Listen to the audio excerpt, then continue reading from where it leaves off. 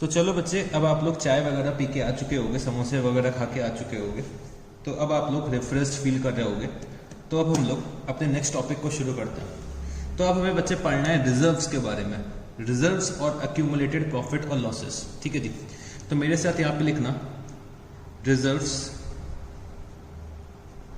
And accumulated profits, reserves and accumulated profits oblique losses and deferred revenue expenditure and deferred revenue expenditure।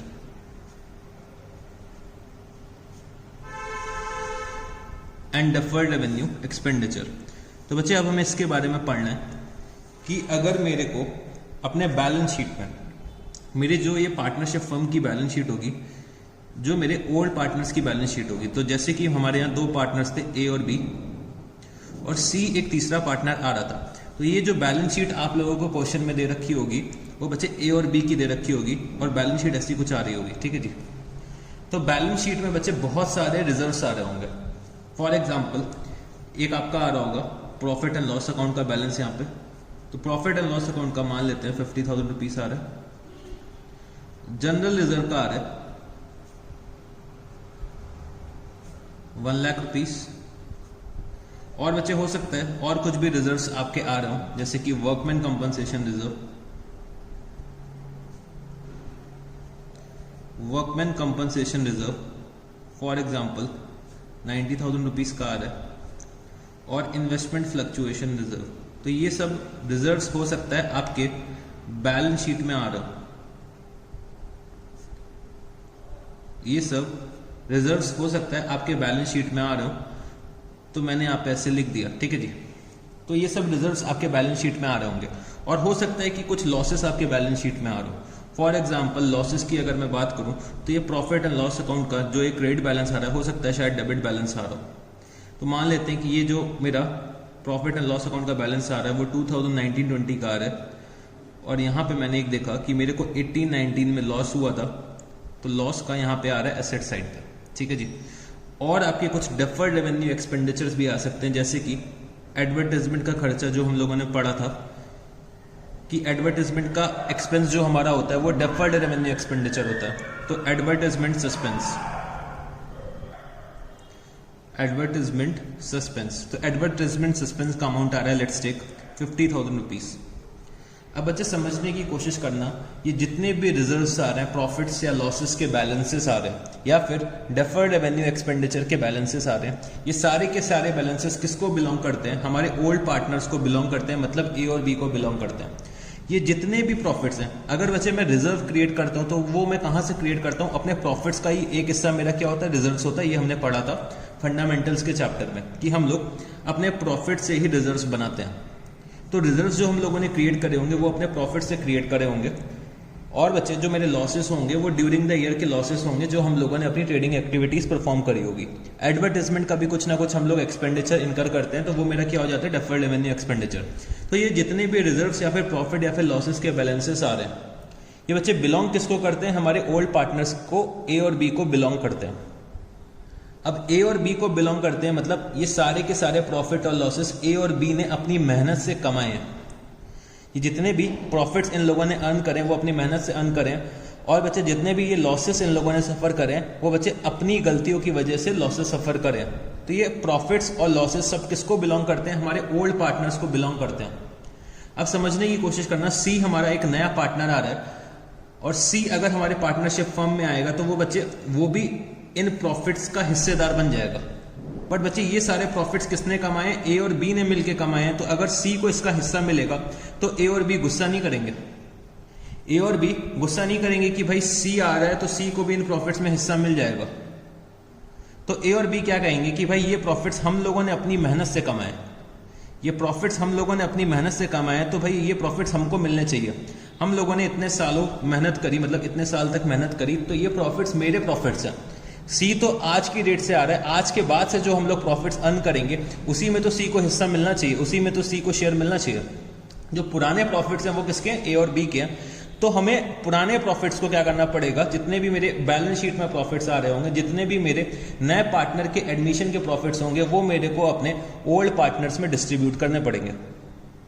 या फिर अगर कोई losses भी आ रहे हैं तो भाई ए और बी की गलती की वजह से लॉसेस आ रहे हैं, तो वो सी थोड़ी ना शेयर करेगा, तो वो लॉसेस को भी मेरे को अपने ओल्ड पार्टनर्स में क्या करना पड़ेगा, डिस्ट्रीब्यूट करना पड़ेगा। ठीक है जी, मेरे को जितने भी प्रॉफिट्स दे रखे होंगे बैलेंस शीट में, वो मेरे को अपने ओल्ड पार्टनर्स में डिस्ट्रीब्यूट करने पड़ेंगे। साथ ही साथ अगर कोई लॉस आ रहा है, कोई डिफर्ड रेवेन्यू एक्सपेंडिचर आ रहा है, तो वो भी मेरे को अपने ओल्ड पार्टनर्स में क्या करना पड़ेगा, डिस्ट्रीब्यूट करना पड़ेगा। तो अब यहां पे मेरे साथ लिखना, यहां पे मेरे साथ लिखना,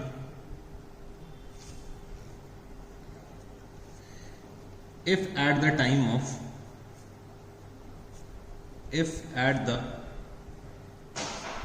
of admission, if at the time of admission of a partner, if at the time of admission of a partner balances in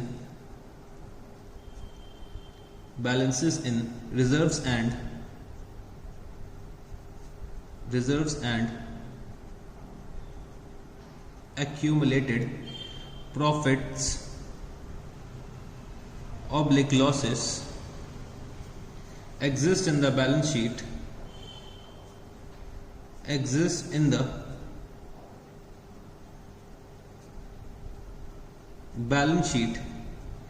they are transferred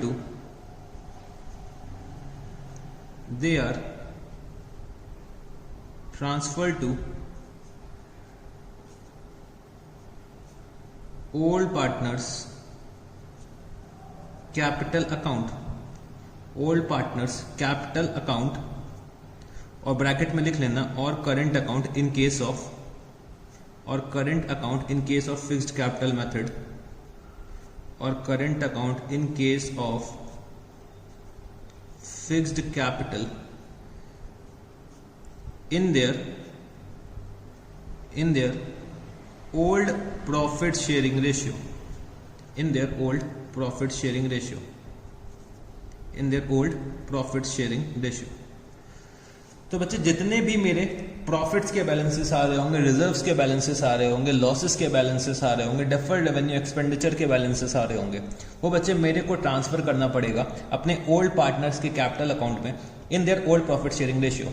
अगर हम लोग फिक्स्ड कैपिटल मेथड फॉलो करते हैं तो हम लोग कहाँ पे ट्रांसफर कर देंगे, उनके करंट अकाउंट में ट्रांसफर कर देंगे। तो हमें एक सिंपल सी जनरल एंट्री पास करनी पड़ेगी।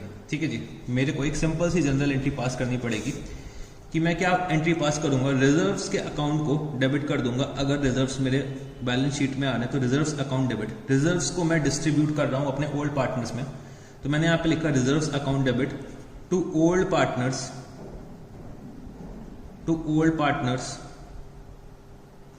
Capital account.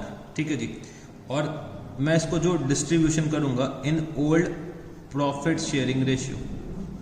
और अगर कोई लॉसेस आ रहे हैं, कोई डिफर्ड रेवेन्यू एक्सपेंडिचर आ रहा है, तब मैं क्या जनरल एंट्री पास करूंगा, तो मैं यहां पे लिखूंगा old partners capital account debit, old partners capital account debit to accumulated losses, या फिर अगर कोई डिफर्ड रेवेन्यू एक्सपेंडिचर है तो मैंने यहां पे क्या लिखा, टू एडवर्टाइजमेंट सस्पेंस अकाउंट या एक्सपेंडिचर अकाउंट। ठीक है, तो जो ये मैं डिस्ट्रीब्यूशन करूंगा वो मैं इन ओल्ड प्रॉफिट शेयरिंग रेशियो करूंगा और अमंग द ओल्ड पार्टनर्स कर दूंगा। ठीक है जी, तो जितने भी मेरे रिजर्व्स अपेयर हो रहे हैं, जितने भी मेरे लॉसेस अपेयर हो रहे हैं, जितने भी मेरे डिफर्ड रेवेन्यू एक्सपेंडिचर के आइटम्स अपेयर हो रहे हैं, वो सब मेरे को क्या करना पड़ेगा, राइट ऑफ करना पड़ेगा जब कभी भी मेरा एक नया पार्टनर एडमिट होगा। या फिर मैं ये बोल सकता हूं कि जब कभी भी मेरे फर्म का रिकॉन्स्टिट्यूशन होगा, तब मेरे को अपने रिजर्व्स के बैलेंसेस और लॉसेस के बैलेंसेस क्या करने पड़ेंगे, राइट ऑफ करने पड़ेंगे। ठीक है जी, तो ये मेरे को जर्नल एंट्री पास करनी पड़ेगी। तो चलो थोड़ा सा और आगे हम लोग बढ़ते हैं। तो मेरे साथ आप लोग क्या करिएगा, क्वेश्चन नंबर 72 पे आ जाइएगा। पहले हम लोग एक क्वेश्चन करते हैं, फिर थोड़ा सा टॉपिक को और आगे लेकर चलेंगे। तो यहाँ पे क्या दे रखा हुआ है, X and Y are partners in a firm sharing profit and losses in the ratio of 3:2। On 1st April 2018, they admit Z as a new partner for 1/5 share in profits. On that date, there was a balance of rupees 1,50,000 in general reserve and a debit balance of rupees 20,000 in the profit and loss account of the firm. Pass necessary journal entries regarding the adjustment of reserve and accumulated profit or loss. तो मेरे को ये पता है कि भाई जितने भी रिजर्व्स आ रहे होंगे या फिर जितने भी प्रॉफिट या लॉसेस के बैलेंसेस आ रहे होंगे वो मेरे को अपने ओल्ड पार्टनर्स में डिस्ट्रीब्यूट करना है इन their old profit sharing ratio. तो मेरे को यहाँ पे जर्नल रिजर्व का बैलेंस दे रखा है और प्रॉफिट एंड लॉस अकाउंट का डेबिट बैलेंस दे रखा है, तो ये मेरे को अपने ओल्ड पार्टनर्स में डिस्ट्रीब्यूट करना पड़ेगा। तो मेरे साथ यहाँ पे लिखना क्वेश्चन नंबर 72। तो मेरे को यहाँ पे जर्नल एंट्रीज पास करनी है, तो फटाफट से हम लोग जर्नल एंट्रीज पास करते हैं। ठीक है जी। तो सबसे पहले हम लोग रिजर्व्स को डिस्ट्रीब्यूट करते हैं एक्स और वाई में। तो मैंने यहाँ पे क्या लिखा, general reserve account debit,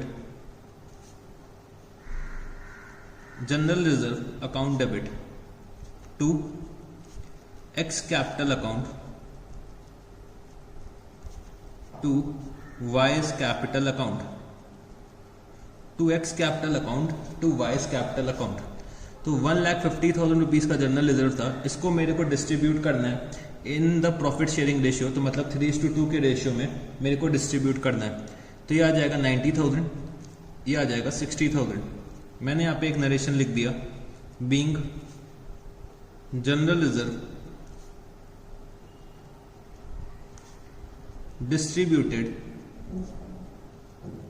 distributed among the old partners, being journal reserve distributed among the old partners। तो मैंने यहाँ पे जर्नल रिजर्व को डिस्ट्रीब्यूट कर दिया। फिर मेरे को यहाँ पे प्रॉफिट एंड लॉस अकाउंट का डेबिट बैलेंस दे रखा था, तो वो भी मेरे को अपने ओल्ड पार्टनर्स में डिस्ट्रीब्यूट करना पड़ेगा। तो मैंने यहाँ पे क्या लिखा, X capital account debit, X capital account debit, Y's capital account debit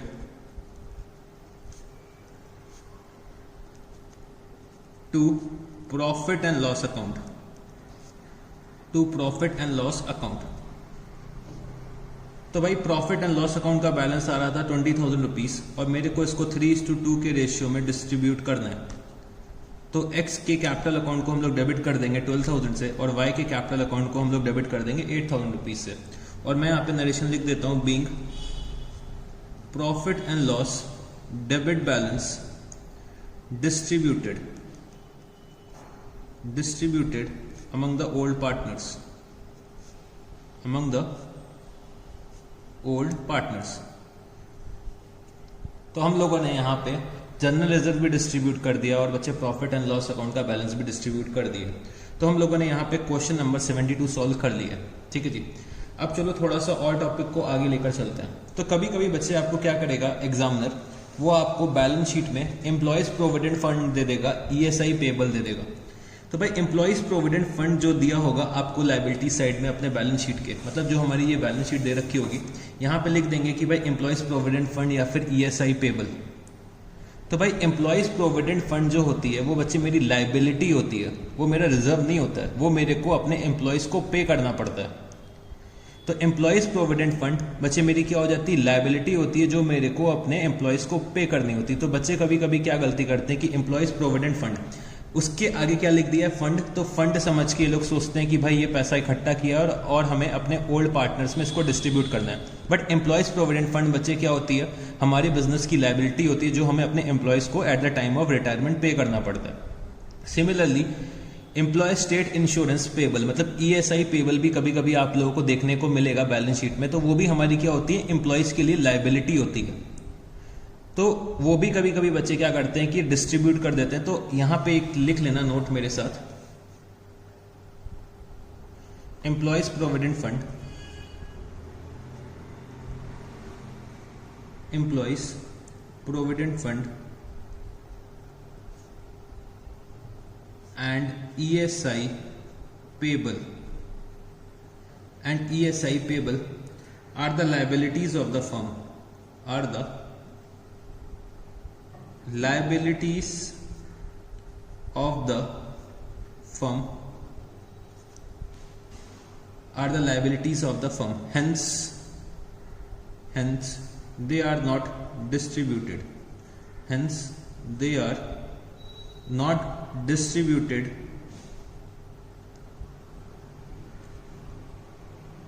among the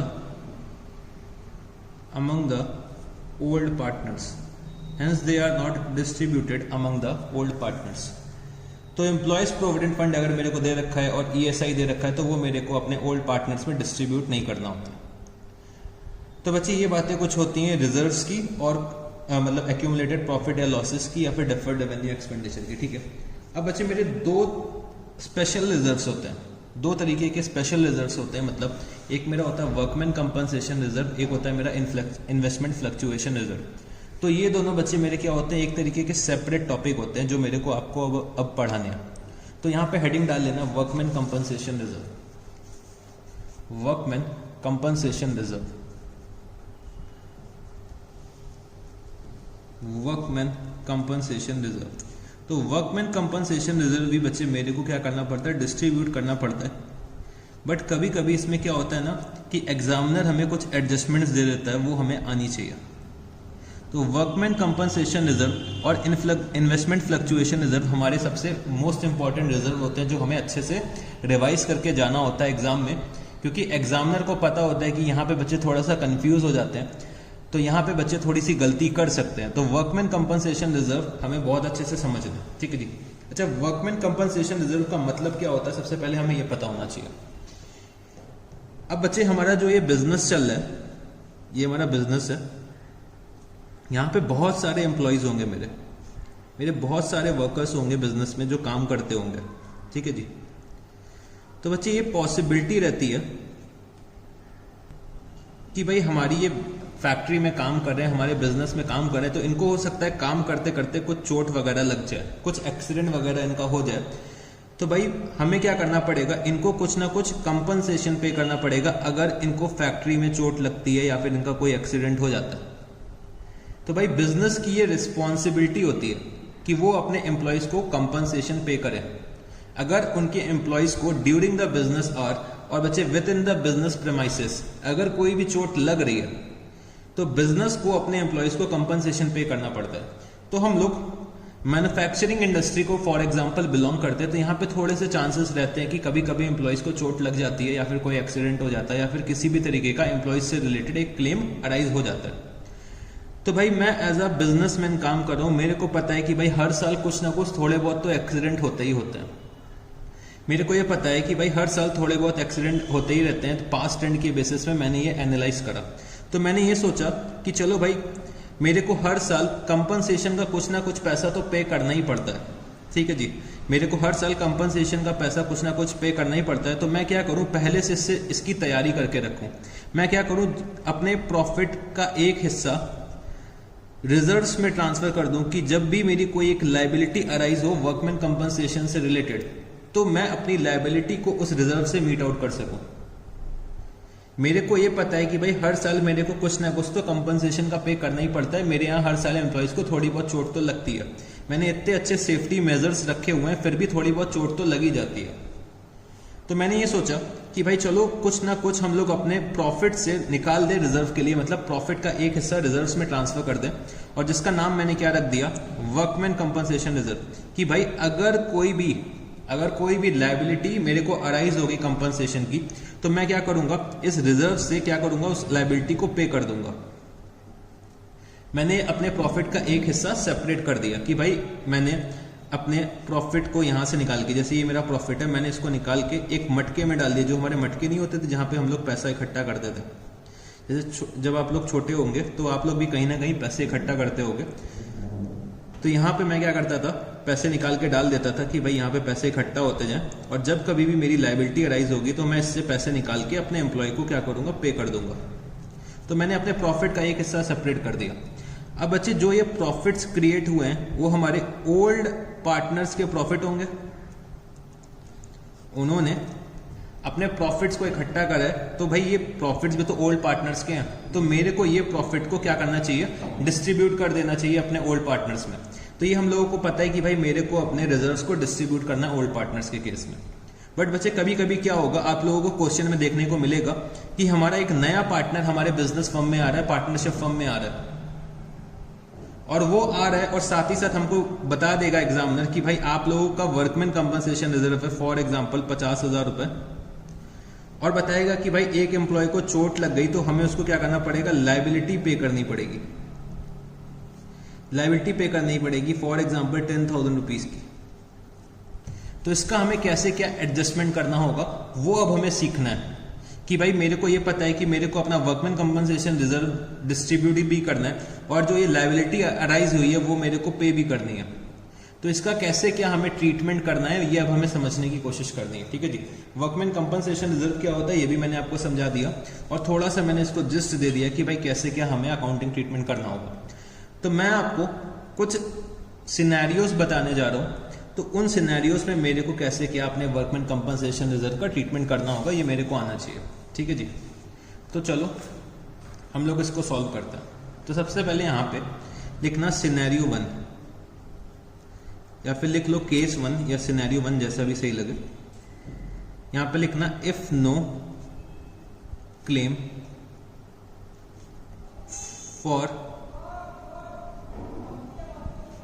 for workman compensation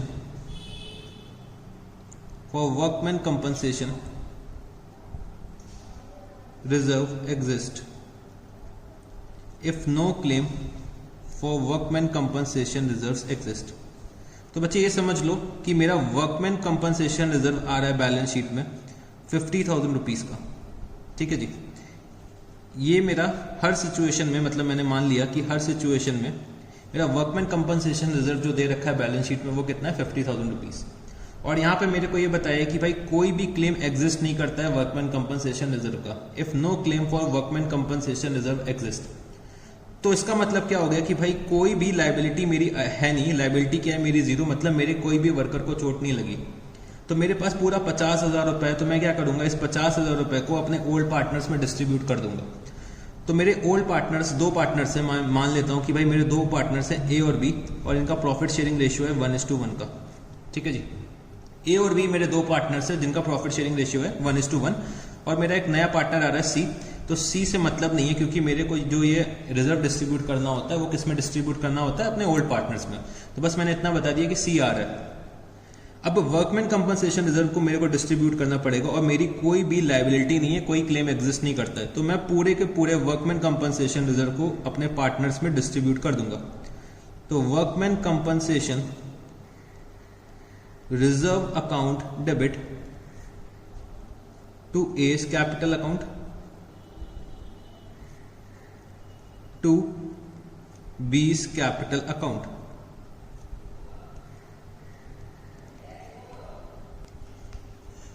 तो बच्चे वर्कमैन कंपनसेशन रिजर्व था 50,000 रुपीज का, इसको मेरे को डिस्ट्रीब्यूट करना है 1:1 के रेशियो में, मतलब 25,000 ए को मिल जाएगा और 25,000 बी को भी मिल जाएगा। तो मैंने यहाँ पे क्या लिखा, being workman compensation reserve distributed, being workman compensation reserve distributed. अब हम लोग आते हैं अपने सिनेरियो 2 में, जिसमें बच्चे if claim for workman compensation reserve exist. Scenario 2, if claim for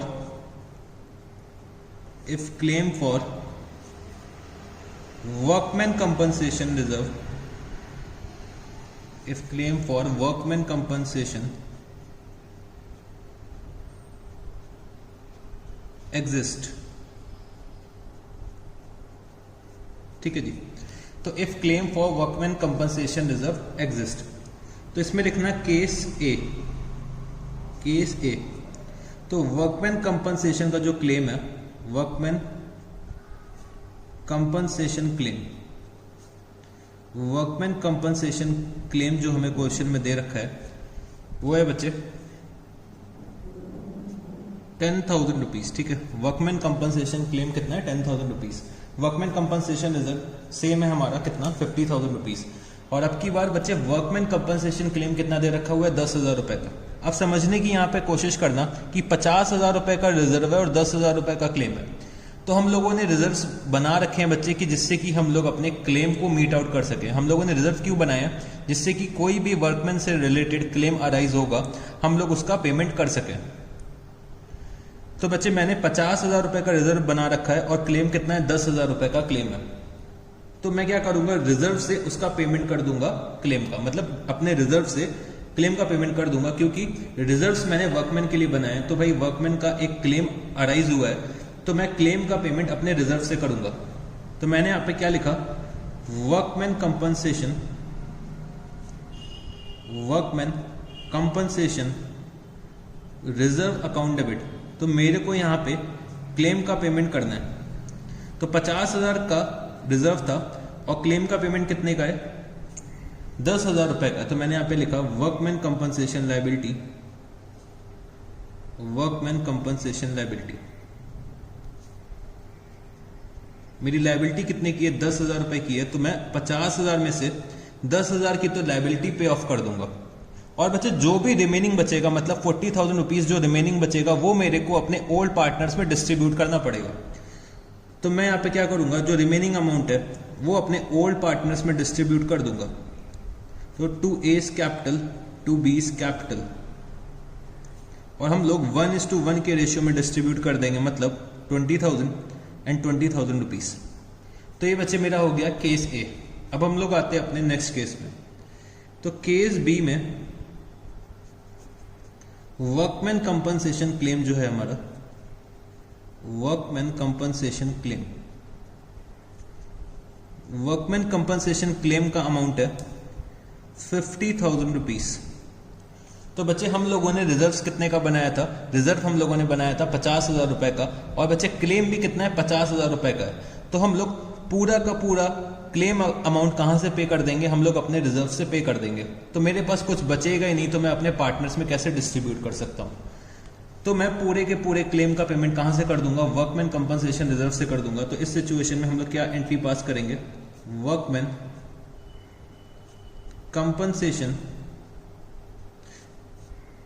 compensation reserve account debit to workman compensation liability, to workman compensation liability. तो मेरा रिजर्व 50,000 का था और मेरी लायबिलिटी भी कितनी है? 50,000 की है। तो मैं पूरी की पूरी लायबिलिटी अपने रिजर्व से मीट आउट कर दूंगा। तो ये मेरा था केस बी। अब हम लोग आते हैं केस सी में। तो केस सी, वर्कमैन कंपनसेशन, इस बार जो क्लेम है workman compensation claim, workman compensation claim जो है अब की बार वो है बच्चे 70,000 रुपीज का। बच्चे हम लोगों ने रिजर्व जो बनाया था वो 50,000 रुपए का था, बट क्लेम कितने का आ गया? 70,000 रुपए का आ गया। मैंने रिजर्व जो बनाया था वो 50,000 रुपीज का बनाया था और क्लेम जो आया है वो कितने का आया? 70,000 रुपीज का आ गया। तो भाई रिजर्व से हम लोग चलो 50,000 रुपए का पेमेंट कर देंगे। मेरे पास रिजर्व में 50,000 रुपए रखे हैं, तो रिजर्व से हम लोग 50,000 रुपए की तो लायबिलिटी मीट आउट कर देंगे, 50,000 की लायबिलिटी मीट आउट कर देंगे। बट जो बच्चे हमारा जो एडिशनल 20,000 रुपीज है वो मेरी एक नई लायबिलिटी अराइज हो गई है। वो मेरी क्या हो गई है? एक नई लायबिलिटी अराइज हो गई है। तो अब समझना कि हम लोग अपने नए लायबिलिटी को कैसे रिकॉग्नाइज करेंगे। तो हम लोगों ने पढ़ा था रिवैल्यूएशन के बारे में कि अगर मेरी लायबिलिटी कोई अराइज होती है, अगर मेरी कोई लायबिलिटी अराइज होती है तो हमें क्या करना पड़ेगा? रिवैल्यूएशन अकाउंट में उसको डेबिट करना पड़ेगा। तो मेरी इंक्रीज इन लायबिलिटी को मेरे को डेबिट करना पड़ेगा, मतलब मेरी एक्सेस लायबिलिटी कितनी है? 20,000 रुपीज की। देखो बच्चे 50,000 की लायबिलिटी तो हम लोग अपने कहां से मीट कर देंगे? वर्कमैन कंपनसेशन रिजर्व से मीट आउट कर देंगे, क्योंकि मैंने उसका रिजर्व बना रखा है 50,000 रुपीज का। तो 50,000 तो मैं अपने वर्कमैन कंपनसेशन रिजर्व से मीट आउट कर दूंगा। बट बच्चे जो एक्सेस 20,000 है वो मैं कहां से मीट आउट करूंगा? मैं अपने रिवैल्यूएशन अकाउंट में लेकर जाऊंगा कि भाई मेरी एक नई लायबिलिटी अराइज हो गई है, कितने की? 20,000 रुपीज की। तो जब कभी भी मेरी लायबिलिटी इंक्रीज होती है तो बच्चे मेरे को दुख होता है, तो हम लोग रिवैल्यूएशन अकाउंट को डेबिट करते थे। तो मैंने यहाँ पे क्या लिखा? Revaluation account debit, workman compensation reserve debit to workman compensation liability, to workman compensation liability. तो लाइबिलिटी थी मेरी 70,000 रुपए की, तो 70,000 में बच्चे हम लोगों ने 50,000 रुपए तो रिजर्व से मीट आउट कर लिए, और जो एडिशनल 20,000 थे वो हम लोग कहाँ पे लेकर चले गए, रिवैल्यूएशन अकाउंट पे। तो बच्चे ये 3 सिनेरियो क्रिएट होते हैं अगर वर्कमैन कंपनसेशन क्लेम एग्जिस्ट करता है। अगर वर्कमैन कंपनसेशन क्लेम एग्जिस्ट कर रहा है तो बच्चे बस ये 3 सिनेरियो क्रिएट हो सकते हैं। पहला सिनेरियो क्या होगा कि जो हमारे क्लेम का अमाउंट होगा, जो हमारे क्लेम का अमाउंट होगा वो बच्चे रिजर्व से कम होगा। तो अगर क्लेम का अमाउंट रिजर्व से कम है तो जो भी रिमेनिंग अमाउंट बचेगा वो मेरे को अपने ओल्ड पार्टनर्स में ओल्ड रेशियो में डिस्ट्रीब्यूट करना पड़ेगा। अगर वर्कमैन कंपनसेशन क्लेम का अमाउंट वर्कमैन कंपनसेशन रिजर्व के इक्वल है, मतलब बराबर है, तो हम लोग पूरी की पूरी लायबिलिटी अपने रिजर्व से मीट आउट कर लेंगे। और अगर वर्कमैन कंपनसेशन क्लेम ज्यादा है हमारे रिजर्व से, अगर हमारा रिजर्व कम है और वर्कमैन कंपनसेशन क्लेम ज्यादा है, तब हम लोग रिवैल्यूएशन अकाउंट का यूज करेंगे। और अगर हमारा वर्कमैन कंपनसेशन क्लेम क्या है, 0 है, तो हम लोग क्या करेंगे, पूरे के पूरे वर्कमैन कंपनसेशन रिजर्व को अपने ओल्ड पार्टनर्स में in their old profit sharing ratio distribute कर देंगे। तो ये हो गई बच्चे बातें वर्कमैन कंपनसेशन रिजर्व की। तो वर्कमैन कंपनसेशन रिजर्व का टॉपिक जो होता है वो बच्चे इतना ही होता है। इसमें 2 सिनेरियोज होते हैं और सेकंड सिनेरियो में 3 केसेस अराइज होते हैं जो मैंने आपको करवा दिए। अब हम लोग आते हैं इन्वेस्टमेंट फ्लक्चुएशन रिजर्व में। इन्वेस्टमेंट फ्लक्चुएशन रिजर्व, तो ये भी बच्चे आपके एग्जाम के पॉइंट ऑफ व्यू से बहुत इंपॉर्टेंट टॉपिक है, इन्वेस्टमेंट फ्लक्चुएशन रिजर्व। तो इसमें भी बच्चे कंफ्यूज होते हैं। तो एग्जामिनर जनरली ये इन्वेस्टमेंट फ्लक्चुएशन रिजर्व का पॉइंट आपके एग्जाम में दे देता है। तो ये जनरली जो पॉइंट आते हैं ना, वो हमारे फुल फ्लेजेड क्वेश्चंस में आते हैं। इंडिविजुअली क्वेश्चंस जनरली एग्जामिनर नहीं पूछता है, बट कभी कभी पूछ भी लेता है। ऐसा भी नहीं है कि बिल्कुल भी नहीं पूछेगा, तो पूछ भी सकता है, नहीं भी पूछ सकता है, बट फुल फ्लेजेड क्वेश्चंस पे जनरली ये सब पॉइंट्स दे रखे होते हैं वर्कमैन कंपनसेशन रिजर्व के और इन्वेस्टमेंट फ्लक्चुएशन रिजर्व के। अगर मेरा कोई ऑर्डिनरी रिजर्व है तो वो तो मैं डिस्ट्रीब्यूट तो कर ही दूंगा अपने ओल्ड पार्टनर्स में in their old profit sharing ratio. अब समझते हैं चलो हम लोग इन्वेस्टमेंट फ्लक्चुएशन रिजर्व के बारे में कि भाई ये होता क्या है। अब अच्छे समझने की कोशिश करो। हमारा जो ये बिजनेस है, तो बिजनेस बच्चे प्रॉफिट्स अर्न करता है और प्रॉफिट्स का कुछ हिस्सा हर साल इन्वेस्ट कर देता है मार्केट में। हमारा जो बिजनेस है कुछ प्रॉफिट अर्न करता है और हर साल कुछ ना कुछ मार्केट में इन्वेस्ट कर देता है, मतलब कुछ ना कुछ शेयर्स वगैरह, सिक्योरिटीज वगैरह परचेज कर लेता है। तो आप लोगों ने शेयर मार्केट जरूर से देखा होगा, CNBC चैनल कभी कभी आप लोग ओपन करके देखा करिए। CNBC हो गया, जी बिजनेस हो गया, तो वहां पे देखेंगे तो वहां पे बहुत सारे शेयर्स के प्राइसेस आते रहते हैं जो डेली बेसिस में अप या डाउन होते रहते हैं। तो फॉर एग्जांपल हमारे बिजनेस ने इन्वेस्टमेंट कर दिया, शेयर्स में इन्वेस्टमेंट कर दिया, तो शेयर के प्राइसेस कभी बच्चे इंक्रीज होते हैं, कभी डिक्रीज होते हैं। तो उसके पीछे बहुत लंबी कहानी होती है, वो आप लोग CA फाइनल के लेवल पे जाके थोड़ा बहुत समझोगे, ठीक है जी। उसके लिए एक सेपरेट कोर्स होता है जो हमें करना पड़ता है CFA का।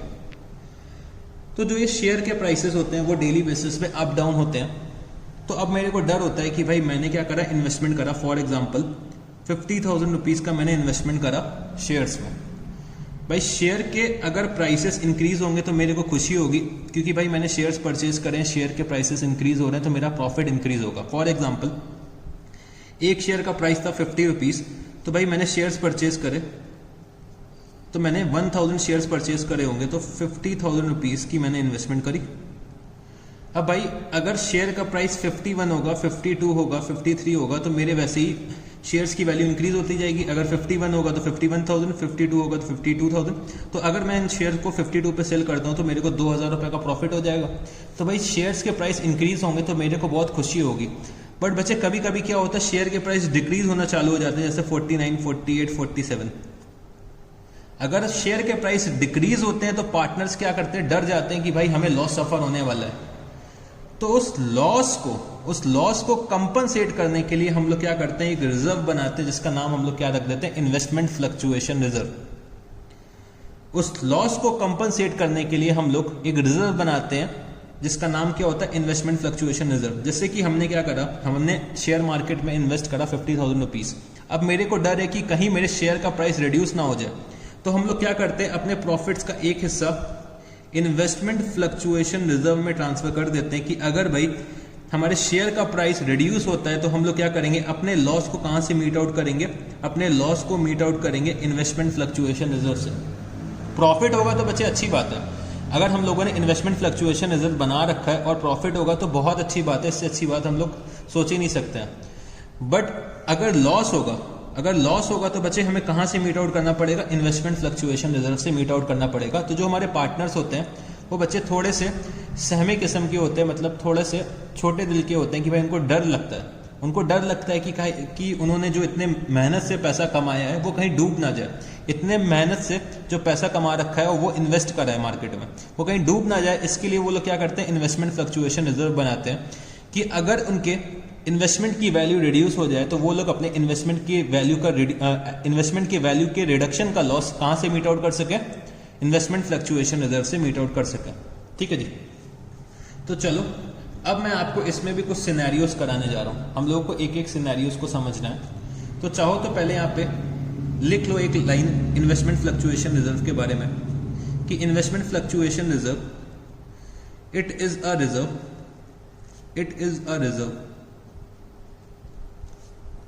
created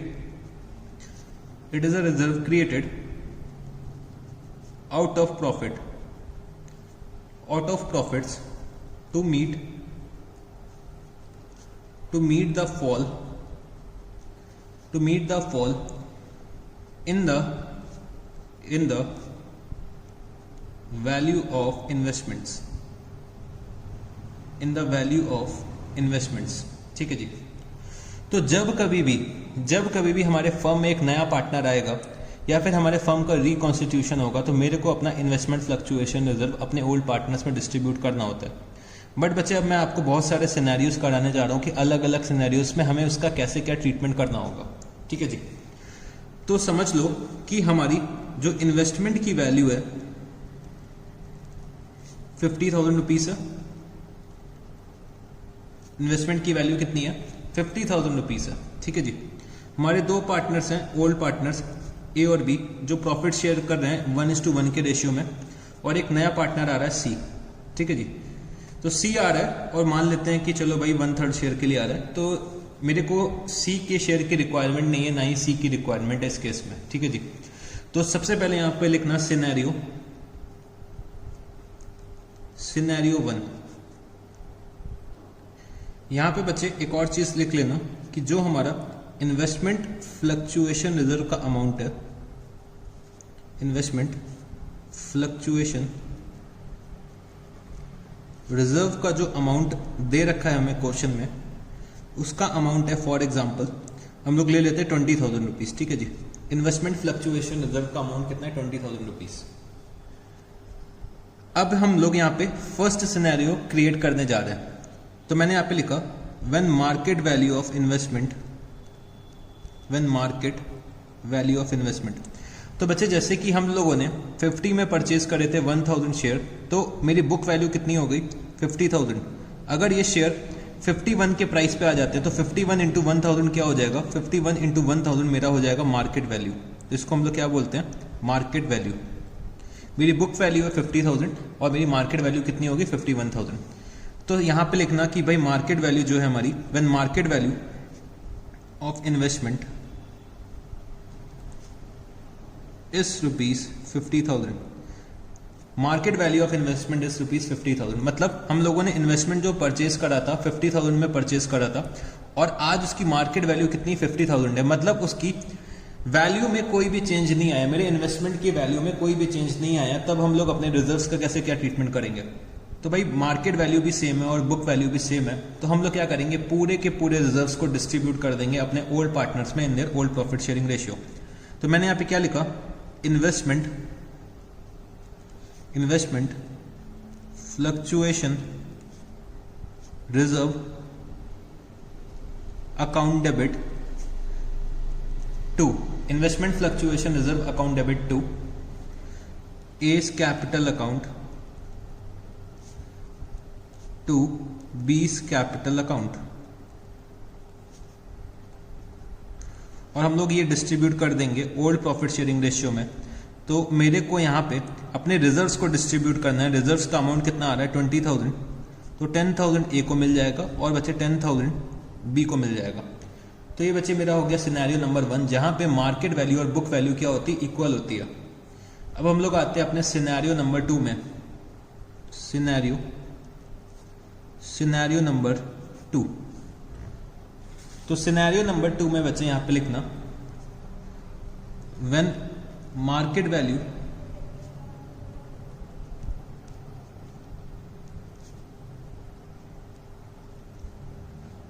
value of investment is less than book value. When market value of investment is less than book value, तो इसमें मैं सबसे पहले आपको कराना चाहता हूं केस ए। तो सिनेरियो सेकंड में क्या हो रहा है बच्चे, मार्केट वैल्यू जो हमारी इन्वेस्टमेंट की है वो क्या है, is less then book value. तो मार्केट वैल्यू यहां पे लिखना market value is ₹40,000। Market value कितनी है, 40,000 रुपीज की है। तो इस सिचुएशन में हम लोग कैसे क्या डील करेंगे। अब बच्चे इन्वेस्टमेंट की जो बुक वैल्यू थी हमारी 50,000 रुपीज की, बट मार्केट वैल्यू कितनी आ रही है, 40,000 रुपीज। तो इसका मतलब क्या है, मेरा 10,000 रुपए का लॉस हो रहा है, 10,000 रुपीज का लॉस हो रहा है। तो जब कभी भी लॉस होगा बच्चे, हम लोग कहां से मीट आउट करेंगे, अपने इन्वेस्टमेंट फ्लक्चुएशन रिजर्व से मीट आउट करेंगे। क्योंकि मैंने अपने लॉस को मीट आउट करने के लिए एक रिजर्व बनाया जिसका नाम क्या है, इन्वेस्टमेंट फ्लक्चुएशन रिजर्व। इसका नाम ही बच्चे क्या रख दिया, फ्लक्चुएशन। मतलब अगर हमारी इन्वेस्टमेंट फ्लक्चुएट करती है तो हम लोग क्या करेंगे, अपने लॉसेस को यहां से मीट आउट करेंगे। तो मेरा यहाँ पे 10,000 रुपए का लॉस हो रहा है, तो वो मेरे को मीट आउट करना पड़ेगा। तो मैं यहाँ पे क्या एंट्री पास करूंगा, मैं यहाँ पे लिखूंगा investment fluctuation reserve account debit. तो मेरे को अपना लॉस जो मीट आउट करना है वो इन्वेस्टमेंट फ्लक्चुएशन रिजर्व से मीट आउट करना है। तो investment fluctuation reserve account debit कितने का लॉस हो रहा है बच्चे, 10,000 का लॉस हो रहा है, बट मेरे को अपना पूरा 20,000 का investment fluctuation reserve finish off करना है। मतलब 10,000 का तो हम लोग लॉस मीट आउट कर लेंगे इसमें से। तो मैंने यहाँ पे क्या लिखा कि इन्वेस्टमेंट की वैल्यू को मेरे को रिड्यूस करना है। तो मैंने यहाँ पे इन्वेस्टमेंट के अकाउंट को क्रेडिट कर दिया। तो इन्वेस्टमेंट में मेरा लॉस कितना हो रहा है, 10,000 रुपीज का लॉस हो रहा है। तो 10,000 का लॉस तो हमने मीट आउट कर लिया अपने इन्वेस्टमेंट फ्लक्चुएशन रिजर्व के अमाउंट से। और जो मेरा रिमेनिंग अमाउंट बचेगा रिजर्व का, वो हम लोग क्या करेंगे, अपने ओल्ड पार्टनर्स में डिस्ट्रीब्यूट कर देंगे इन their old profit sharing ratio. तो 2A capital account, 2B capital account, 1:1 के रेशियो में हम लोग डिस्ट्रीब्यूट करेंगे रिमेनिंग अमाउंट। तो 5,000 A को मिल जाएगा और 5,000 B को मिल जाएगा। तो अगर हमारी मार्केट वैल्यू हमारे बुक वैल्यू से कम है, और बच्चे जैसे कि मार्केट वैल्यू मेरी यहाँ पे आ रही है 40,000 रुपीज, तो 10,000 रुपए का जो मेरे को लॉस हो रहा है वो हम लोग इन्वेस्टमेंट फ्लक्चुएशन रिजर्व से मीट आउट कर लेंगे। और जो भी रिमेनिंग बैलेंस बचेगा इन्वेस्टमेंट फ्लक्चुएशन रिजर्व का, वो हम लोग अपने ओल्ड पार्टनर्स में डिस्ट्रीब्यूट कर देंगे इन their old profit sharing ratio. तो ये बच्चे मेरा हो गया केस ए। अब हम लोग चलते हैं केस बी में। केस बी,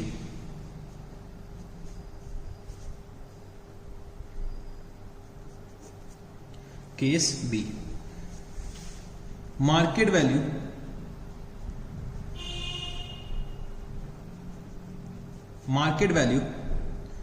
अब की बार हो जा रही है बच्चे 30,000 rupees. Market value is 30,000 rupees. तो मेरी बुक वैल्यू कितनी आ रही थी 50,000 और मार्केट वैल्यू कितनी है 30,000। मतलब मेरे को लॉस कितने का हो रहा है, 20,000 रुपीज का लॉस हो रहा है। और मैंने रिजर्व कितने का बना रखा था, 20,000 रुपीज का रिजर्व बना रखा था। तो इसका मतलब हम लोग पूरे के पूरे लॉस को कहां से मीट आउट कर देंगे, अपने इन्वेस्टमेंट फ्लक्चुएशन रिजर्व से मीट आउट कर देंगे। तो मैंने यहां पे क्या लिखा, investment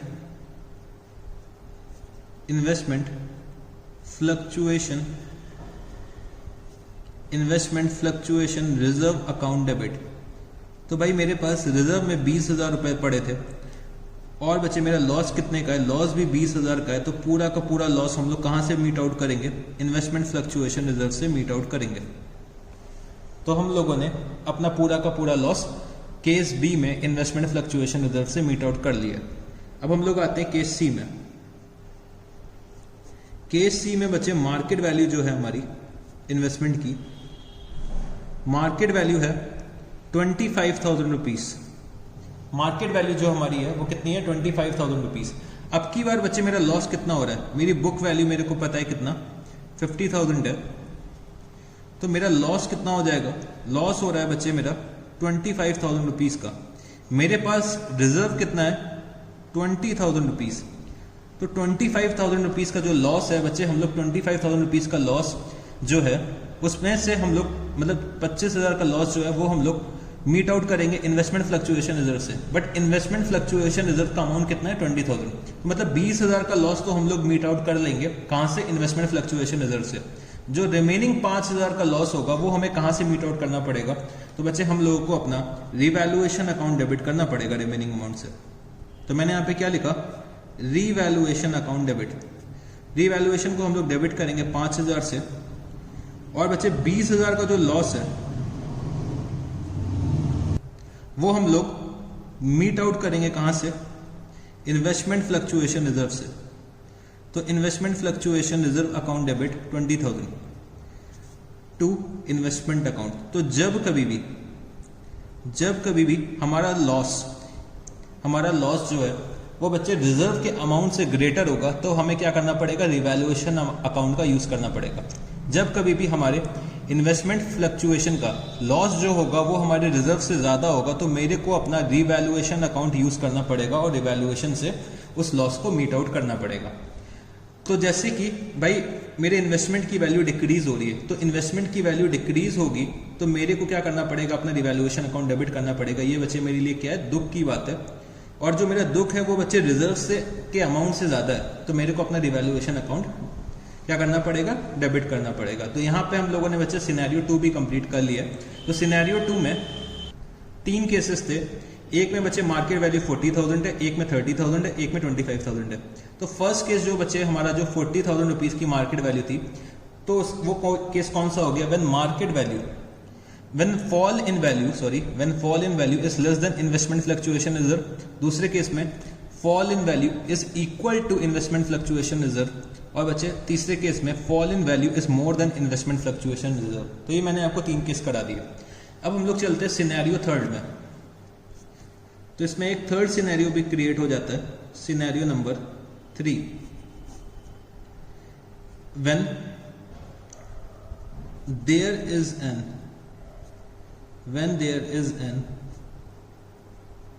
increase in market value, तो फॉर एग्जाम्पल अब जो मेरी मार्केट वैल्यू हो चुकी है, मार्केट वैल्यू हो गई है बच्चे 60,000 रुपीज। मेरी बुक वैल्यू थी 50,000 और मेरी मार्केट वैल्यू कितनी हो गई 60,000 रुपीज। मतलब मेरा 10,000 का प्रॉफिट अराइज हो रहा है। मेरे इन्वेस्टमेंट की जो वैल्यू है वो 10,000 रुपए से इंक्रीज हो गई है, तो ये मेरा क्या हो रहा है, प्रॉफिट अराइज हो रहा है। हम लोगों ने बच्चे जो इन्वेस्टमेंट फ्लक्चुएशन रिजर्व बनाया था वो बच्चे हम लोगों ने लॉसेस को मीट आउट करने के लिए बनाया था। बट यहाँ पे क्या हो रहा है, यहाँ पे तो प्रॉफिट हो रहा है। तो प्रॉफिट हो रहा है तो बच्चे हम लोग कहाँ पे रिकॉग्नाइज करेंगे, हम लोगों की इन्वेस्टमेंट की वैल्यू इंक्रीज हो रही है, हमारे एसेट की वैल्यू इंक्रीज हो रही है, तो बच्चे हम लोग अपने प्रॉफिट्स को रिकॉग्नाइज करेंगे अपने रिवैल्यूएशन अकाउंट के थ्रू। तो मेरे यहाँ पे एसेट की वैल्यू इंक्रीज हो रही है तो मैंने क्या करा, एसेट के अकाउंट को डेबिट करा। और बच्चे जब कभी भी हमारे एसेट की वैल्यू इंक्रीज होगी तो हम लोग याद करो रिवैल्यूएशन अकाउंट में क्रेडिट करते थे। जब कभी भी मेरे एसेट्स इंक्रीज होंगे तो मेरे को खुशी होगी, तो मेरे को यहाँ पे रिवैल्यूएशन अकाउंट क्या करना पड़ेगा, क्रेडिट करना पड़ेगा। तो मैं रिवैल्यूएशन अकाउंट जो क्रेडिट करूंगा वो कितने से करूंगा, 10,000 रुपीज से क्रेडिट करूंगा, क्योंकि मेरे इन्वेस्टमेंट की वैल्यू 10,000 रुपीज से इंक्रीज कर गई है। तो जब कभी भी इंक्रीज होगा तो बच्चे हम लोग कहां से करेंगे, रिवैल्यूएशन अकाउंट से करेंगे। हम लोग जो इन्वेस्टमेंट फ्लक्चुएशन रिजर्व बनाते हैं वो बच्चे हम लोग लॉसेस को मीट आउट करने के लिए बनाते हैं, ना कि हम लोग प्रॉफिट के लिए बनाते हैं। ठीक है जी। तो अब जो मेरा इन्वेस्टमेंट फ्लक्चुएशन रिजर्व आ रहा होगा वो मेरे को पूरा का पूरा क्या करना पड़ेगा, डिस्ट्रीब्यूट करना पड़ेगा अपने पार्टनर्स में। तो मैंने यहां पे क्या लिखा, investment fluctuation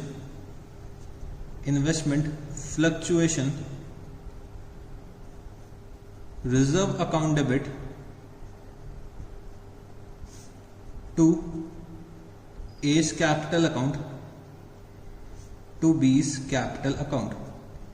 B's capital account.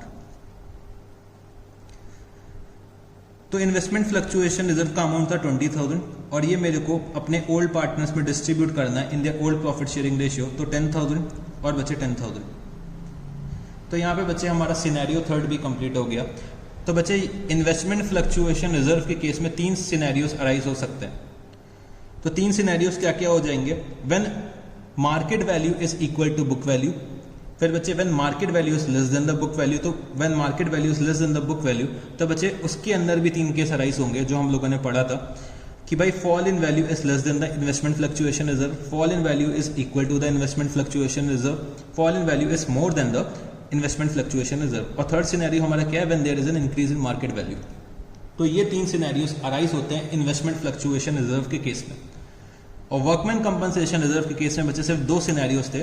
तो फर्स्ट सिनेरियो में हमारा वर्कमैन कंपनसेशन रिजर्व एग्जिस्ट नहीं करता और दूसरे सिनेरियो में एग्जिस्ट करता है, तो उसके भी 3 केसेस हम लोगों ने पढ़ रखे। तो वर्कमैन कंपनसेशन रिजर्व और इन्वेस्टमेंट फ्लक्चुएशन रिजर्व ये बच्चे मोस्ट इंपॉर्टेंट है आपके एग्जाम के पॉइंट ऑफ व्यू से।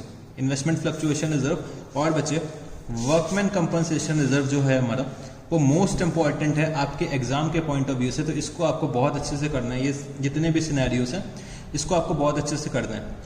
तो इसमें कुछ है नहीं बच्चे, बहुत सिंपल सा था जो मैंने आपको समझाया और आपको मेरे ख्याल से समझ में आ भी गया होगा। तो इसमें बच्चे पता नहीं क्यों इतना परेशान होते हैं, एग्जाम में गलत क्यों करके आते हैं, क्योंकि ये तो इतना सिंपल सा टॉपिक था। ठीक है जी। तो मेरे को अब ये पता चल गया कि मेरे को अपने सारे रिजर्व्स को डिस्ट्रीब्यूट करना है, अपने एक्यूमुलेटेड लॉसेस को डिस्ट्रीब्यूट करना है, अपने डिफर्ड रेवेन्यू एक्सपेंडिचर को भी अपने पार्टनर्स में डिस्ट्रीब्यूट करना है इन their old profit sharing ratio. Workman compensation reserve होगा या फिर इन्वेस्टमेंट फ्लक्चुएशन रिजर्व होगा, तब मेरे को चेक करना पड़ेगा कि भाई वर्कमैन कंपनसेशन रिजर्व में कि अगर कोई लायबिलिटी तो नहीं अराइज हो रही है। लायबिलिटी अराइज हो रही है तो मेरे को अपने वर्कमैन कंपनसेशन का रिजर्व का जो ट्रीटमेंट होगा वो उसी के अकॉर्डिंग मॉडिफाई करना पड़ेगा। सिमिलरली इन्वेस्टमेंट फ्लक्चुएशन रिजर्व आ रहा है तो मेरे को ये चेक करना पड़ेगा क्या इन्वेस्टमेंट की वैल्यू इंक्रीज हो रही है, क्या इन्वेस्टमेंट की वैल्यू डिक्रीज हो रही है, या फिर इन्वेस्टमेंट की वैल्यू जो है वो हमारे बुक वैल्यू के बराबर है। तो उसके अकॉर्डिंग हम लोग क्या करेंगे, इन्वेस्टमेंट फ्लक्चुएशन रिजर्व का ट्रीटमेंट कर देंगे। तो चलो अब हम लोग आते हैं क्वेश्चन नंबर 73 पे। तो क्वेश्चन नंबर 73 आप लोग ओपन करिएगा। तो बच्चे 73 का जो ए पार्ट है वो आपको होमवर्क में करना है, बी पार्ट जो है वो भी आपको होमवर्क में करना है। ठीक है जी। सी पार्ट में क्या दे रखा हुआ है, give journal entries to distribute the workman compensation reserve of 72,000 at the time of admission of Z when there is no claim against it, the firm has 2 partners X and Y. तो मेरे को यहाँ पे workman compensation reserve का amount distribute करना है और बच्चे कोई भी क्लेम अराइज नहीं हो रहा है, 2 पार्टनर्स एक्स और वाई एग्जिस्ट कर रहे हैं। तो ये मान लेता हूँ कि मैं ये लोग प्रॉफिट जो शेयर करते हैं वो इक्वल शेयर कर रहे होंगे, तो भाई 36,000 एक्स को मिल जाएगा, 36,000 वाई को मिल जाएगा। तो ये भी क्वेश्चन बच्चे इतना ईजी था कि ये आप लोग खुद से कर सकते हो। ठीक है जी। अब की बार बच्चे क्लेम जो अराइज हो रहा है डी पार्ट में वो 48,000 रुपीज का अराइज हो रहा है। तो हम लोग क्लेम को मीट आउट कर लेंगे वर्कमैन कंपनसेशन रिजर्व से और रिमेनिंग अमाउंट जो 24,000 रुपीज का बचेगा वो हम लोग एक्स और वाई में डिस्ट्रीब्यूट कर देंगे 12,000 रुपीज ईच। तो ये भी आप लोग कर सकते हो। फिर हम लोग आते हैं 72 के ई पार्ट में। 72 के ई पार्ट में क्या दे रखा हुआ है, give the journal entry to distribute investment fluctuation reserve of rupees 24,000 at the time of admission of Z where investment market value क्या दे रखी हुई है 1,10,000 अपीयर्स एट रुपीज 1,20,000। तो 1,20,000 क्या है हमारी बुक वैल्यू और 1,10,000 मेरी क्या है मार्केट वैल्यू। तो मेरा लॉस क्या हो रहा है, 10,000 रुपए का लॉस हो रहा है जो हम लोग इन्वेस्टमेंट फ्लक्चुएशन रिजर्व से मीट आउट करेंगे। तो 24,000 में से 10,000 हम लोग लॉस मीट आउट कर लेंगे, जो रिमेनिंग 14,000 बचेगा वो बच्चे हम लोग एक्स और वाई में डिस्ट्रीब्यूट कर देंगे। तो ये भी आप लोग कर सकते हो। फिर हम लोग आते हैं एफ पार्ट में, give journal entry to distribute journal reserve of rupees 4,800 at the time of admission of Z when 20% of journal reserve is to be transferred to investment fluctuation reserve, the firm has 2 partners X and Y. अब बच्चे question में यहाँ पे ये दे रखा हुआ है कि हमें अपने जनरल रिजर्व से क्रिएट क्या करना है, इन्वेस्टमेंट फ्लक्चुएशन रिजर्व। तो भाई जनरल रिजर्व का 20% हमें ट्रांसफर करना पड़ेगा इन्वेस्टमेंट फ्लक्चुएशन रिजर्व में और जो रिमेनिंग अमाउंट होगा वो हम लोग अपने पार्टनर्स में डिस्ट्रीब्यूट कर देंगे। तो भाई जो क्वेश्चन कहेगा वो हमें करना पड़ेगा, क्योंकि क्वेश्चन जो है वो बच्चे हमारा क्या होता है, भगवान का रूप होता है। तो हमें इन्वेस्टमेंट फ्लक्चुएशन रिजर्व यहाँ पे क्रिएट करना पड़ेगा क्योंकि क्वेश्चन में कहा है। तो हम लोग क्वेश्चन के अगेंस्ट नहीं जा सकते। तो चलो मैं ये आपको करवा देता हूँ। तो क्वेश्चन नंबर 73 के एफ पार्ट को आप लोग कर लो, 73F।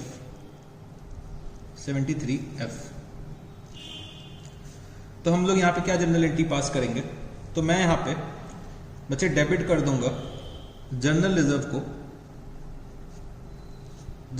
को मैं यहाँ पे डेबिट करूंगा।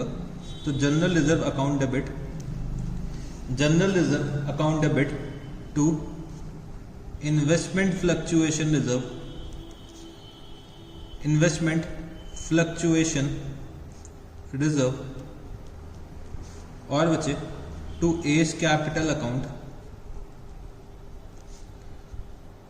सॉरी एक्स और वाई हैं तो एक्स कैपिटल अकाउंट, और बचे वाइज कैपिटल अकाउंट।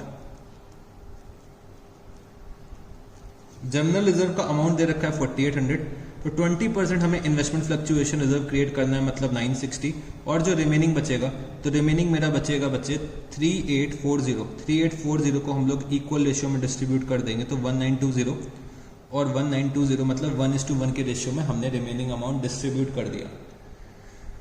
तो मैंने यहाँ पे एक नरेशन भी लिख दी, being general reserve, being general reserve distributed। तो बच्चे हम लोगों ने यहाँ पे एफ पार्ट भी कंप्लीट कर लिया। अब हम लोग आते हैं जी पार्ट में। तो जी में क्या दे रखा हुआ है, A B and C were partner sharing profit and losses in the ratio of 6:3:1। They decided to take D into partnership with effect from 1 April 2018। The new profit sharing ratio between A, B and C, A, B, C and D will be 3:1. They decided to record the effect of the following without affecting their book values by passing a single adjustment entry।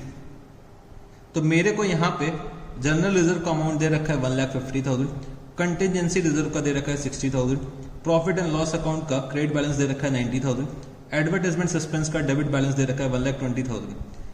Pass the necessary single adjustment entry through the partners current account.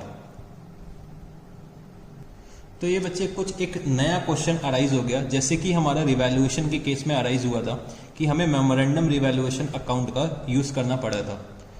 तो यहाँ पे भी ऐसे ही कुछ बोल रखा है कि मेरे को सिंगल एडजस्टमेंट एंट्री पास करनी है।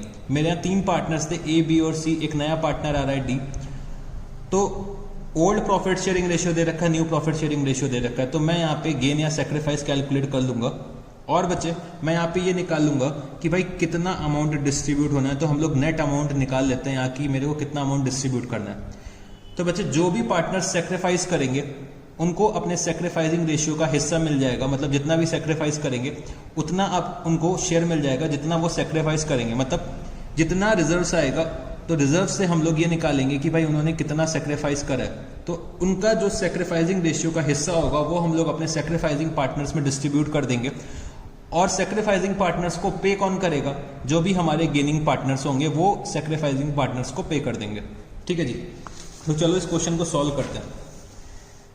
तो यहाँ पे लिखना 73 का जी पार्ट। तो सबसे पहले मैंने यहाँ पे कैलकुलेट करा कि कैलकुलेशन ऑफ गेन और सेक्रीफाइस, गेन और सेक्रीफाइस। तो यहाँ पे मेरे 4 पार्टनर्स हैं, ए, बी, सी और डी। तो मैंने यहाँ पे क्या लिखा, ए, बी, सी और डी। इनका ओल्ड प्रॉफिट शेयरिंग रेशियो दे रखा है 6/10, 3/10, 1/10 और डी का क्या है 0। इनका नया प्रॉफिट शेयरिंग रेशियो दे रखा है 3/10, 3/10, 3/10 और बचे 1/10। तो ए ने सेक्रीफाइस करा है 3/10, बी ने कुछ भी सेक्रीफाइस नहीं करा है, सी ने गेन करा है 2/10 और बच्चे डी ने भी गेन करा है 1/10। तो बच्चे जितना सेक्रीफाइस है उतना ही गेन है, जितना सेक्रीफाइस है उतना ही गेन है। तो ए यहाँ पे सेक्रीफाइस कर रहे हैं तो ए को अपने प्रॉफिट का हिस्सा मिल जाएगा। तो अब मेरे को यहाँ पे ये निकालना है कि भाई कितना एक्चुअली में मेरे को डिस्ट्रीब्यूट करना पड़ता अगर मेरे को सिंगल एडजस्टमेंट एंट्री नहीं पास करनी होती। तो मैंने यहाँ पे क्या निकाला, calculation of profits to be distributed,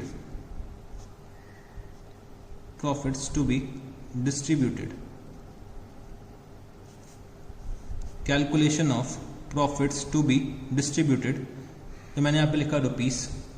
तो यहाँ पे मेरे को क्वेश्चन में दे रखा है कि भाई जनरल रिजर्व का अमाउंट है, general reserve 1,50,000 rupees, contingency reserve 60,000 rupees, profit and loss account का क्रेडिट बैलेंस दे रखा हुआ 90,000 रुपीज, और बच्चे एडवर्टाइजमेंट सस्पेंस दे रखा है मेरे को, तो एडवर्टाइजमेंट सस्पेंस का मेरे को यहाँ पे डेबिट बैलेंस दे रखा है, तो इसका मतलब है ये मेरे को इसमें से लेस करना पड़ेगा। तो 1,20,000 रुपीज मैं यहाँ पे लेस कर दूंगा, तो नेट अमाउंट जो डिस्ट्रीब्यूट करना है मेरे को वो कितना आ जाएगा 1,80,000 rupees. 1,80,000 rupees net amount to be distributed, तो मेरे को यहाँ पे सिर्फ और सिर्फ एक सिंगल एडजस्टमेंट एंट्री पास करनी है। और बच्चे जनरल रिजर्व मेरे बुक्स ऑफ अकाउंट्स में अपीयर होगा, कंटिजेंसी रिजर्व भी मेरे बुक्स ऑफ अकाउंट्स में अपीयर होगा, मतलब जब कभी भी मेरा नया पार्टनर एडमिट होगा, जैसे कि डी मेरे नए पार्टनर आ रहे हैं, तो ये जब एडमिट हो जाएंगे तो एडमिट होने के बाद भी जनरल रिजर्व मेरे बुक में आना चाहिए, कंटिजेंसी रिजर्व मेरे बुक में आना चाहिए, प्रॉफिट एंड लॉस अकाउंट मेरे बुक में आना चाहिए, और एडवर्टाइजमेंट सस्पेंस अकाउंट का डेबिट बैलेंस भी मेरे बुक्स ऑफ अकाउंट्स में आना चाहिए।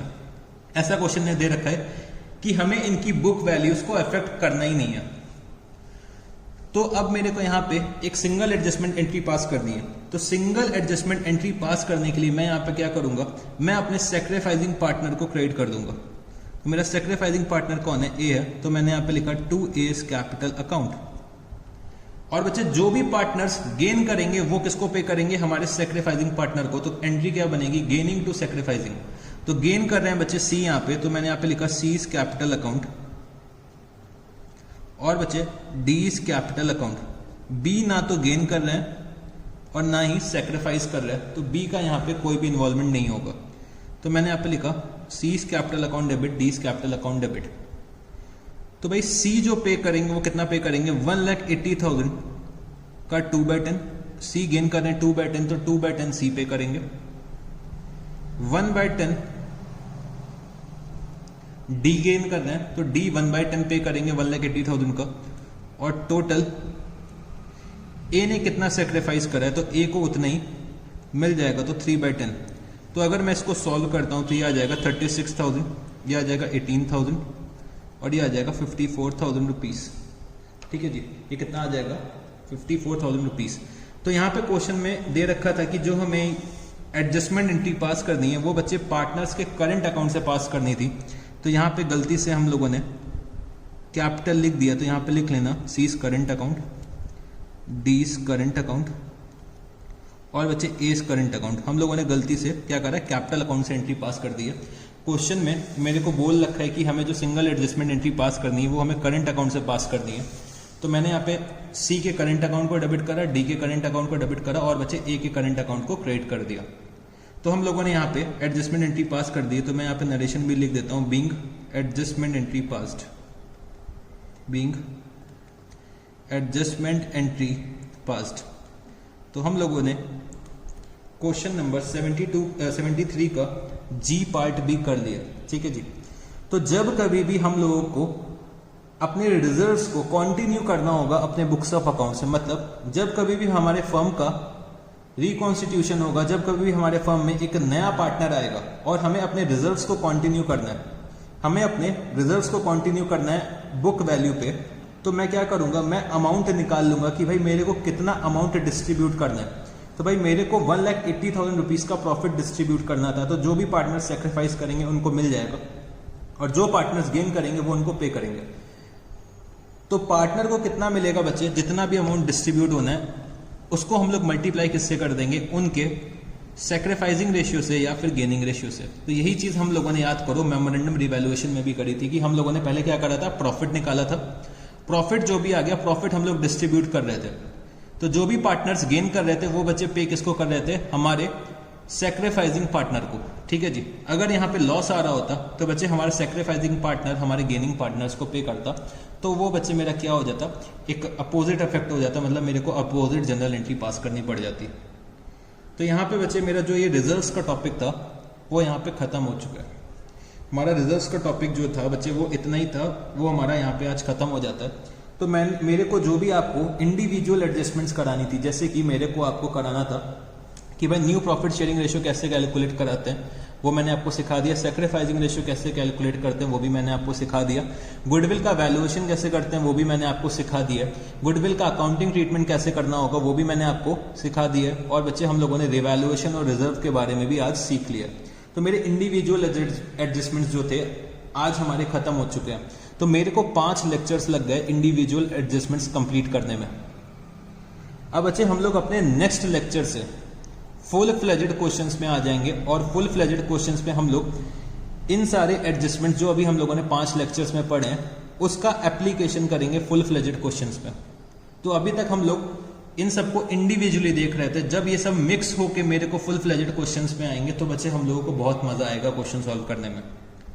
हम लोगों को क्वेश्चन सॉल्व करने में इतना मजा आएगा कि मैं आपको क्या बताऊं। अगर आपने इंडिविजुअली सबको समझ लिया है तो फुल फ्लेजेड क्वेश्चंस में आपको बच्चे कोई भी दिक्कत नहीं आएगी, इस बात की मैं आपको गारंटी देता हूं। तो यहाँ पे बच्चे मेरा रिजर्व्स का भी टॉपिक कंप्लीट हो चुका है। तो रिजर्व्स चलो मैं एक बार फटाफट से आप लोगों को फिर से गो थ्रू करा देता हूँ कि भाई रिजर्व्स अगर मेरे बुक्स ऑफ अकाउंट्स में आ रहे हैं, मेरे प्रॉफिट्स आ रहे हैं, एक्यूमुलेटेड प्रॉफिट्स या फिर एक्यूमुलेटेड लॉसेस आ रहे हैं, वो मेरे को अपने ओल्ड पार्टनर्स को ओल्ड प्रॉफिट शेयरिंग रेशियो में डिस्ट्रीब्यूट करना है। अगर मेरा कोई डिफर्ड रेवेन्यू एक्सपेंडिचर भी आ रहा है तो वो भी मेरे को अपने ओल्ड पार्टनर्स को ओल्ड प्रॉफिट शेयरिंग रेशियो में डिस्ट्रीब्यूट करना है। बट बच्चे मेरे 2 तरीके के स्पेशल रिजर्व्स होते हैं, एक होता है वर्कमैन कंपनसेशन, एक होता है मेरा इन्वेस्टमेंट फ्लक्चुएशन। तो वर्कमैन कंपनसेशन रिजर्व बच्चे हम लोग बनाते हैं जिससे कि हम लोग अपने वर्कमैन की लायबिलिटी को मीट आउट कर सकें। अगर हमारी वर्कमैन की लायबिलिटी एग्जिस्ट नहीं करती है तो हम लोग पूरा वर्कमैन कंपनसेशन रिजर्व हमारे ओल्ड पार्टनर्स में डिस्ट्रीब्यूट कर देंगे। अगर लायबिलिटी एग्जिस्ट करती है तो बच्चे 3 सिनेरियोज डेवलप होंगे, 3 केसेस डेवलप होंगे। तो वो हम लोगों ने पढ़ा था कि भाई अगर वर्कमैन कंपनसेशन की लायबिलिटी है वो बच्चे कम है हमारे वर्कमैन कंपनसेशन रिजर्व से, तो हम लोग क्या करेंगे, लायबिलिटी को मीट आउट करेंगे रिजर्व से, रिमेनिंग अमाउंट हम लोग पार्टनर्स में डिस्ट्रीब्यूट कर देंगे। अगर हमारी वर्कमैन कंपनसेशन रिजर्व की जो लायबिलिटी है वो बच्चे इक्वल है हमारे वर्कमैन कंपनसेशन रिजर्व के, तो हम लोग क्या करेंगे, पूरी की पूरी लायबिलिटी रिजर्व से मीट आउट कर लेंगे। अगर लायबिलिटी ज्यादा है रिजर्व से तो हम लोग क्या करेंगे, जितना भी रिजर्व है तो रिजर्व हम लोग एलोकेट कर देंगे लायबिलिटी को, और जो रिमेनिंग लायबिलिटी बचेगी वो हम लोग कहाँ पे लेकर चले जाएंगे, रिवैल्यूएशन अकाउंट पे। सिमिलरली बच्चे हम लोगों ने इन्वेस्टमेंट फ्लक्चुएशन रिजर्व बनाते हैं। इन्वेस्टमेंट फ्लक्चुएशन रिजर्व बच्चे हम लोग लॉसेस को मीट आउट करने के लिए बनाते हैं कि जो हम लोग इन्वेस्टमेंट कर रहे हैं अगर उसमें कुछ लॉस होगा तो हम लोग अपने रिजर्व्स के थ्रू मीट आउट कर सकें। तो इसमें मैंने आपको 3 सिनेरियोज कराए कि भाई पहला सिनेरियो ये होता है कि हमारी जो बुक वैल्यू और मार्केट वैल्यू इन्वेस्टमेंट की वो सेम है, तो हम लोग पूरा का पूरा इन्वेस्टमेंट फ्लक्चुएशन रिजर्व डिस्ट्रीब्यूट कर देंगे। दूसरे सिचुएशन में बच्चे हमारी जो मार्केट वैल्यू है वो बच्चे हमारे बुक वैल्यू से कम है।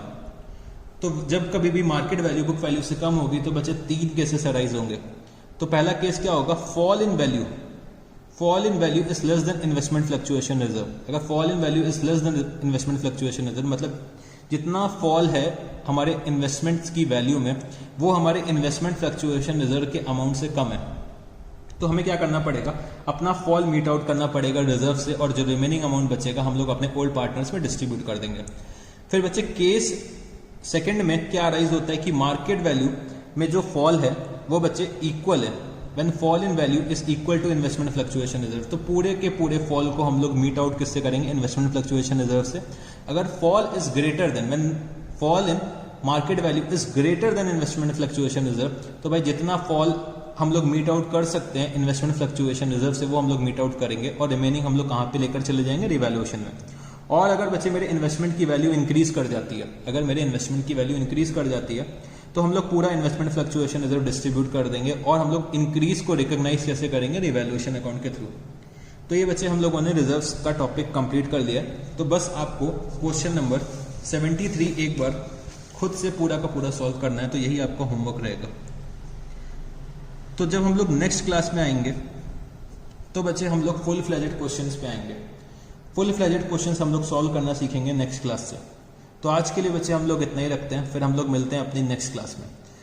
तो आप लोग क्या करिएगा, नेक्स्ट क्लास में आने से पहले मतलब लेक्चर 6 देखने से पहले एक बार सारे टॉपिक्स जो हम लोगों ने इंडिविजुअली पढ़ रखे हैं उसको एक बार रिवाइज कर लीजिएगा।